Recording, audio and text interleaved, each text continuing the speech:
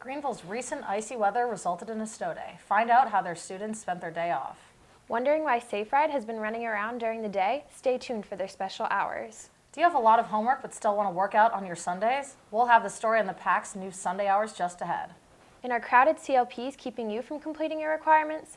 These stories and more coming up. 3, 2. The following program is produced by students in the Department of Communication Studies at Furman University.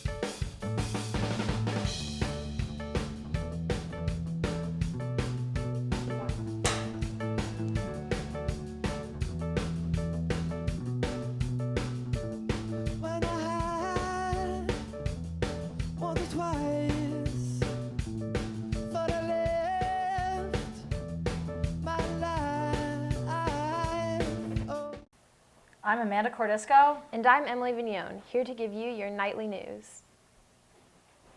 Furman students had a snow day on February 26th. It followed another snow day on February 17th. Lila Allen reports on snow day number 1.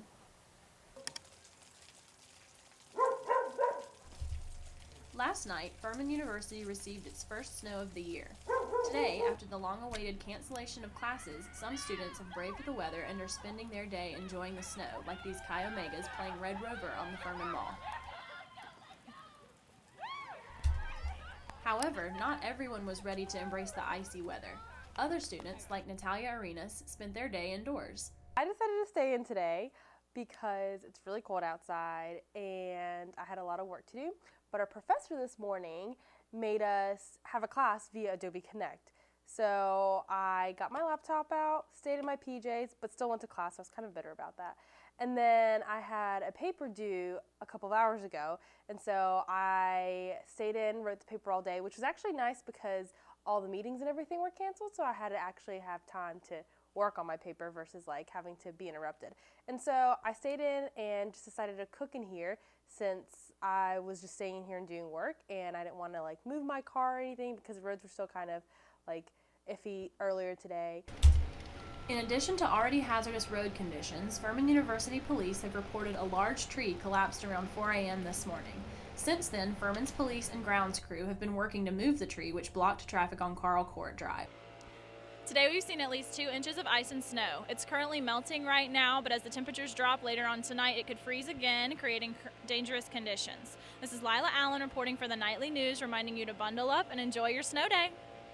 Mid-February weather seems to have a great impact on Furman's campus. After temperatures dropped below freezing, Furman administration stepped in to help students deal with the cold. Haley Appleby reports. Furman's campus experienced some extreme cold weather this week. Classes were canceled on Tuesday due to snow and ice. Although classes resumed for the rest of the week, the freezing cold still made it difficult for students. Thankfully, Furman administration stepped in to help students manage.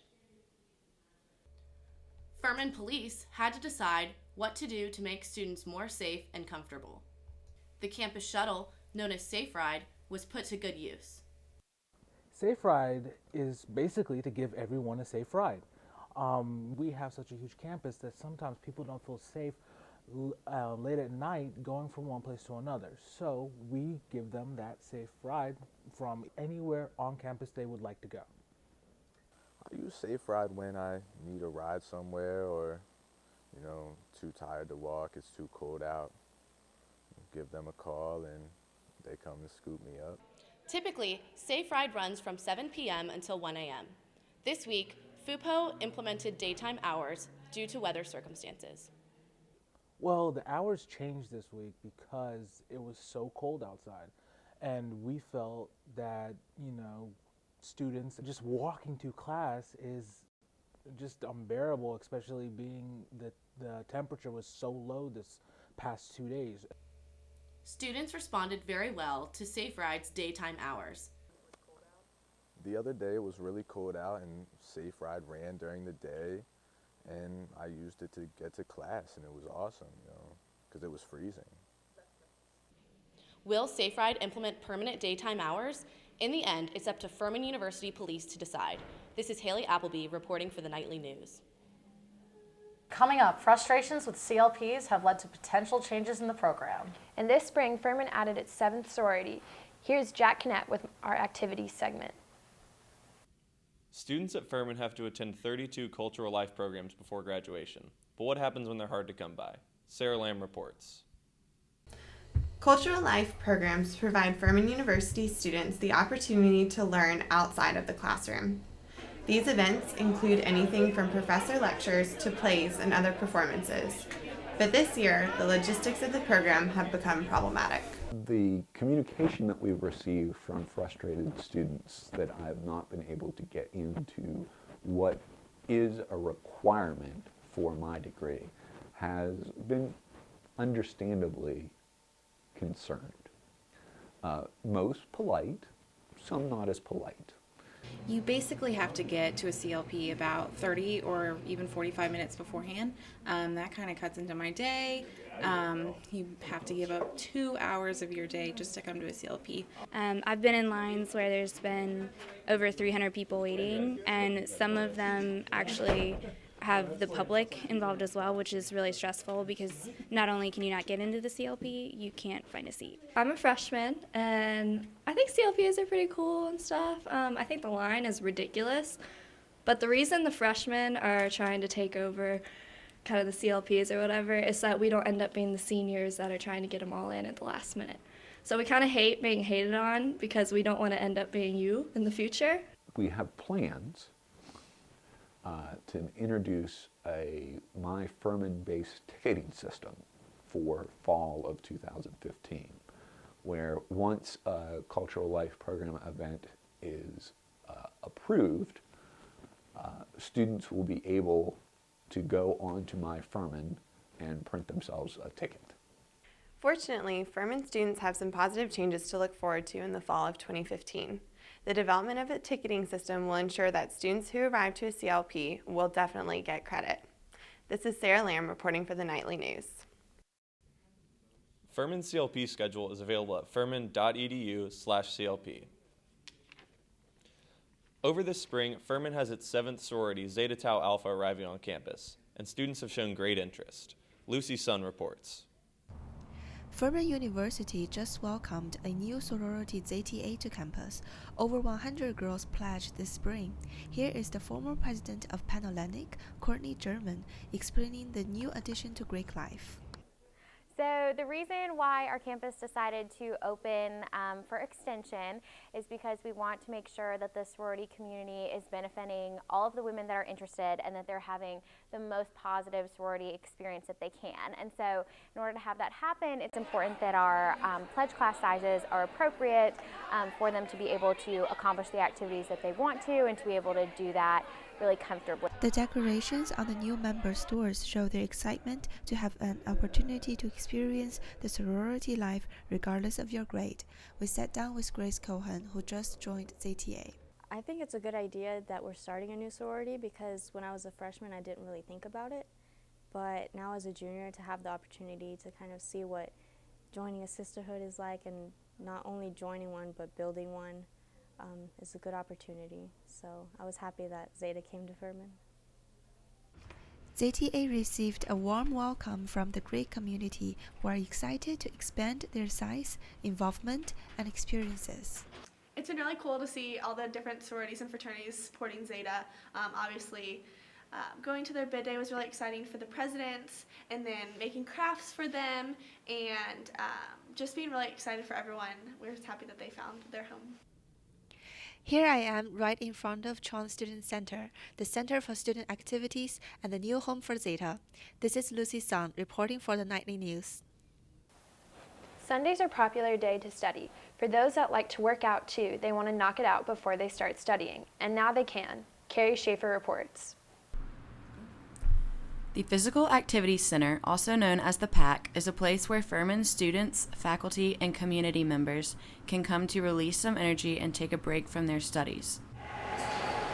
Students can take part in a variety of different activities here, such as intramural sports, individual workouts, and group fitness classes. During the weekdays, the PAC opens at 5:30 a.m. and at 8 a.m. on Saturdays, but 12 p.m. on Sundays.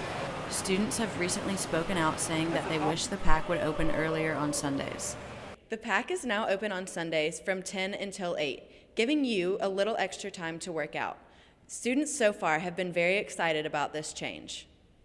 I think a lot of people are going to start to go early on Sundays. It might take some people some time, but I think it'll really work. Students asked for it to start at 11, and I think they responded well, and people have been coming in at 10 o'clock, and it's been good. I think a lot of people want to get that jump start in the morning and get a good workout in, and before it was just way too late. Obviously, you come in a little bit earlier and you have to open up, but honestly, it's not that big of a deal. I think what it came down to is a lot of students wanted that more time in the gym, and they felt the hours were not good enough, so they decided, let's open it up a little bit longer. I like to go work out before I study, and then like later in the day. So working out in the morning is nice to get everything done. Then I can go park myself at the library and get that done. Just like the Einsteins' decision, Furman has listened to its students once again, and they are doing a 3-week trial period and opening the pack at 10 a.m. on Sundays instead of 12 p.m. Furman is hoping that this trial goes well. Make sure to get in there and try it out for yourself and go a little earlier on Sundays because the trial is only lasting until March 2nd. This is Carrie Schaefer reporting for the Nightly News. There is a new name in the Furman basketball record book. And the volleyball team is getting focused for even bigger goals. Here's Hope Hagoon-Chalet with sports. Thanks, Emily and Amanda. In the sports world, our very own Stephen Kroon recently accomplished an impressive feat on a basketball court. Graham Reynolds reports.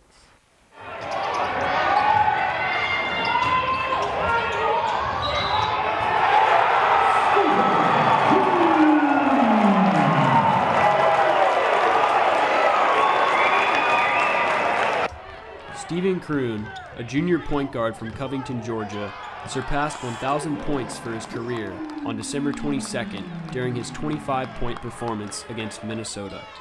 Averaging 17.3 points per game this season, he is climbing the Furman all-time scoring list, and he's doing it quickly. As of February 19th, after this 23-point game against the Citadel, Kroon now has 1,270 points for his career, making him 25th on the scoring list. I talked to Stephen about his offensive strategy going into a game. I would say I have kind of a scorer's mentality, just something I've been doing from a young age. Going into the game, I just try to set the tone for my team offensively to come out playing aggressive. I also had the chance to catch up with Furman men's basketball head coach Nico Medved, who spoke about Stephen not only as a basketball player, but also as a young man. I think, one thing about Steve, he's just a terrific kid. I mean, he's a caring kid. He's a great teammate. He's a guy that you love having around. You love having over at your house. He's just a great kid, and he's a kid I think that would give you the shirt off his back. Although Kroon has made his mark in the record books, he told me that what he remembers most are the friendships he's made and the lessons he's learned on and off the court. Stephen Kroon leads the Furman Paladins men's basketball team into its final games of the regular season, both of which are here at Timmons Arena, against Western Carolina and Wofford College. The Paladins will then travel to Asheville, North Carolina for the Southern Conference Tournament starting on March 6th. This is Graham Reynolds reporting for the Nightly News. If you couldn't make it out to any home games this year, Kroon will be returning for his senior season next year. After winning the SoCon title in 2014, Furman Volleyball is already hard at work preparing for next season. Joseph Kennedy reports. In Aller Gymnasium on the campus of Furman University, Furman Volleyball opened spring practice last week, coming off of a 2014 campaign that saw the Paladins clinch the Southern Conference regular season title with a 24-6 overall record. In a season that saw impressive wins over Clemson, South Carolina, and Gonzaga, Furman ultimately fell short on its goal of reaching the NCAAs, losing to conference rival Samford in the championship match of the SoCon tournament last November. Spring practice is really interesting because you're always tired no matter what, and your coaches are kind of pushing you harder and they're trying to test you mentally, so they don't really care if you're tired. You're just working through all of the pain from lifting and the early morning workouts and the continuous practices. Paladins will seek to replicate their success from last year while filling some key positions after the loss of 3 starting attackers. Winning a championship's always on our mind. That's what we go into the weight room and practice every day. We're getting better today, and it's for our ultimate goal of winning a SoCon regular season and winning the tournament next year and seeing how far we can take it. According to head coach Michelle Young, The team's goals remain the same with each season. Well, this spring we are really working on trying to improve with some changes in our lineup. We have some new players coming in next year, so really working with these girls to up their level so that they're ready for the new competition coming in. And obviously we're trying to return as conference champions. We're going to have a target on our back, so we've got to be tough enough to handle that, as well as we came up one match short in the tournament. So really that's kind of fueling them right now. Spring practice will continue throughout the month of March, and although the regular season won't begin until August, the work put in now will have a huge impact on the team's performance this fall. If you ask the coaching staff and the players of Furman Volleyball, winning is a tradition that will continue into the 2015 season. This is Joseph Kennedy signing off for the Nightly News. Furman Volleyball will begin next season as the highest ranked team in South Carolina. Back to you, Amanda. More dogs are marking their territory around Furman's campus, literally and figuratively. As use of comfort animals is on the rise, Nightly News investigated the campus response. Jenna Meredith reports. In 2011, comfort animals were introduced to Furman's campus per request of a student. Since then, the campus has supported 20 to 30 different animals each year, ranging from cats and dogs to a guinea pig and a rabbit. Hannah McGee is one of those students who has taken advantage of this opportunity. I read that dogs were super helpful, so I decided to go to the Humane Society and just kind of see what was going on, if there was anyone that I had an attachment to. But yeah, I think she's definitely made me a lot happier. It's nice to just kind of come home and just you come home and it's the dog's barking and she's just like, oh my gosh, Mom, play with me. You can have a terrible day, have a test go terribly wrong, and you come back and you're just like, okay, this is cool. In order to understand the impact that these animals have on student life, we interviewed Ron Thompson, the Director of Student Housing and Residence Life. What we see a lot of, and this probably surprises some folks, is a number of people every year who will be approved, typically for a dog. They bring a dog in, and within a month they take the dog home because they realize that it's a lot more work to care for it and that it actually adds to their anxiety and makes college life a little bit more difficult for them. Here I am in front of Esther's Commons, the head of Housing and Residence Life, where every summer they evaluate the comfort animal policy to see if there are changes they need to make in order to make sure this policy is effective for its Furman students. This is Jenna Meredith reporting for the Nightly News. That's it for the Nightly News this week. Be sure to tune into next week's edition of the Nightly News.